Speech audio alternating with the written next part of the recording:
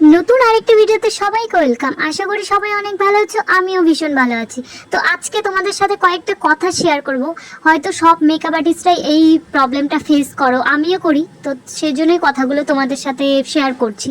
সেটা হলো কিছু কিছু ব্রাইডের বাড়িতে যাই ব্রাইডকে সাজাতে, তার পাশ থেকে দু একজন বলে ওঠে, দিদি আমার একটু হেয়ারটা করে দেবে, দিদি আমার একটু শাড়িটা পরিয়ে দেবে, দিদি আমাকে একটু মেকআপ করিয়ে দেবে, একটু তো ফাউন্ডেশনই লাগিয়ে দেবে, সে তার জন্য আবার টাকা পেমেন্ট করতে হবে।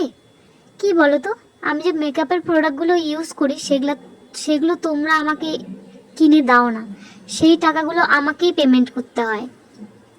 আর তোমরা কি ভাবছো এগুলো 200-300 টাকার প্রোডাক্ট যে তোমরা চাইলেই আমি তোমাদেরকে ফ্রিতে আমি দিয়ে দেবো?